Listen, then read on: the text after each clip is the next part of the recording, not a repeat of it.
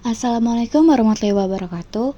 Halo semuanya, di video kali ini kami dari kelompok Mentor Tasya akan membahas materi statistika, yaitu diagram pencar atau scatter plot.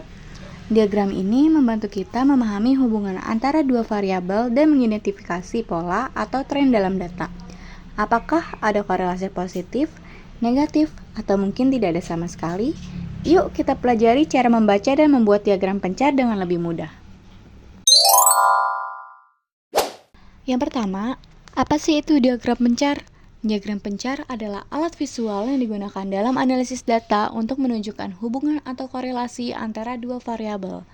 Diagram ini menggunakan sumbu horizontal atau yang biasa disebut dengan sumbu X dan sumbu vertikal atau yang biasa disebut dengan sumbu Y untuk menampilkan titik-titik data yang mewakili nilai kedua variabel tersebut. Oke, di sini ada contoh diagram pencar. Di sumbu horizontal terdapat persentase kelulusan SMA sebagai sumbu X bebas, dan di sumbu vertikal terdapat persentase kemiskinan sebagai variabel Y terikat. Nah, selanjutnya ada contoh pertanyaan yang biasanya kita temui di soal-soal diagram pencar.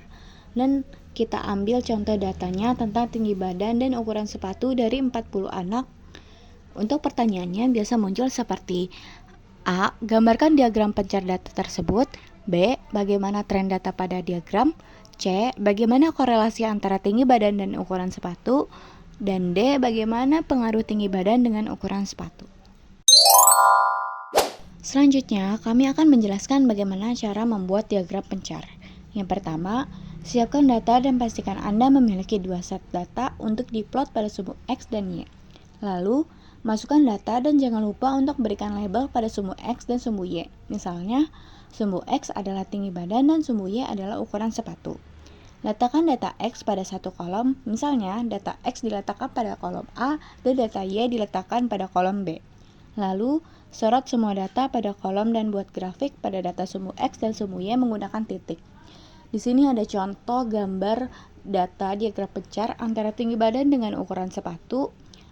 Siswa-siswi SMAN 97 Jakarta adalah titik-titik X, Y. Dari tabel yang diberikan, kita jadikan scatter plot pada diagram kartesius, sehingga menghasilkan diagram pencar. Nah, setelah kita membuat grafik pada diagram pencar untuk menentukan tren datanya, kita bisa menggunakan regresi linear. Karena regresi linear digunakan untuk menentukan garis lurus yang paling cocok dengan data.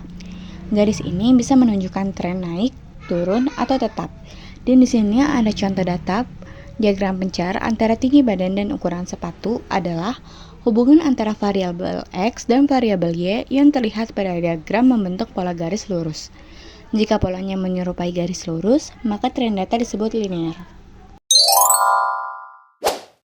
Selanjutnya, ada cara menentukan korelasi. Untuk menentukan korelasi positif adalah jika tren data menunjukkan kenaikan, maka terdapat hubungan positif antara dua variabel.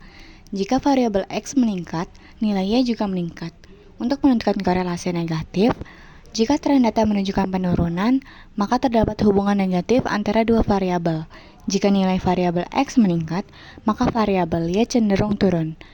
Dan jika titik-titik pada diagram tampak menyebar secara acak atau tidak terlihat tren, maka tidak ada korelasi antara dua variabel atau yang disebut tidak berkorelasi.